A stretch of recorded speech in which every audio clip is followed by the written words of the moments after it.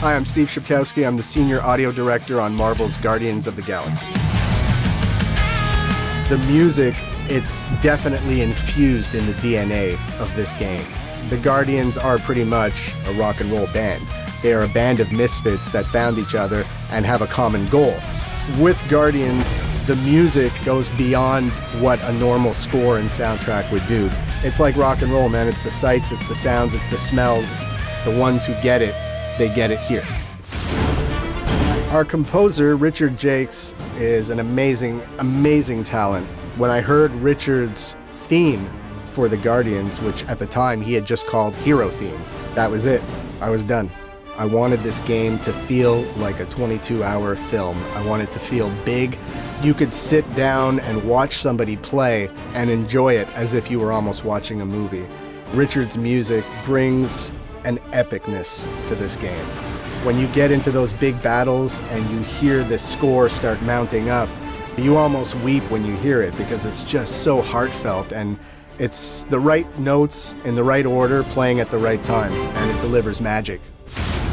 When we started looking at the licensed tracks, I mean, there's so much music to choose from. Fun was the main factor. It has to bring a smile to your face when you hear it.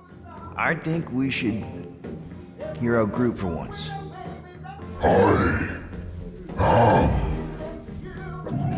We obviously have some rock stuff, but we have a lot of new wave sort of pop stuff as well that was really big in the 80s. I'll be honest, I grew up a huge Kiss fan, so being able to put Kiss I Love It Loud in the game made me super happy.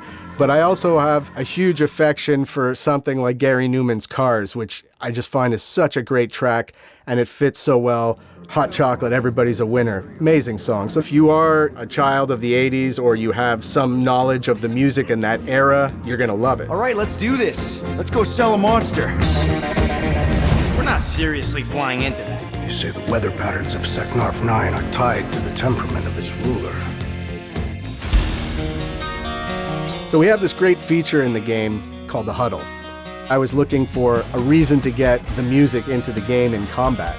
And this gave me the perfect vehicle to say, what if Peter hits his Walkman Guys, huddle up! and cues up one of his songs, and that infuses the team to fight even harder and better. Already missing the jiggle jellies!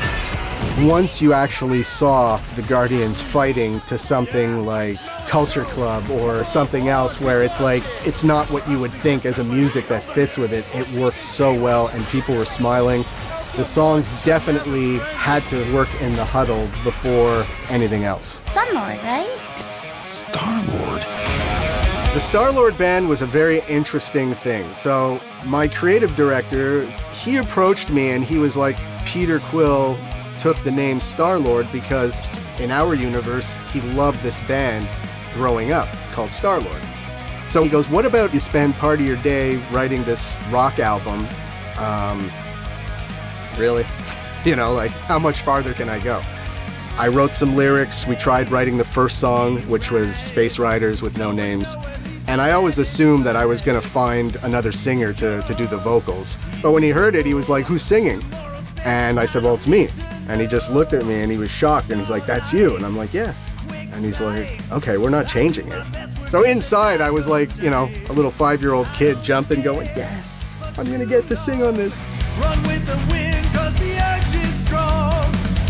Lose a win. We wanted to celebrate the Guardians and the whole rock and roll, you know, their dysfunctional family and everything that's around all that.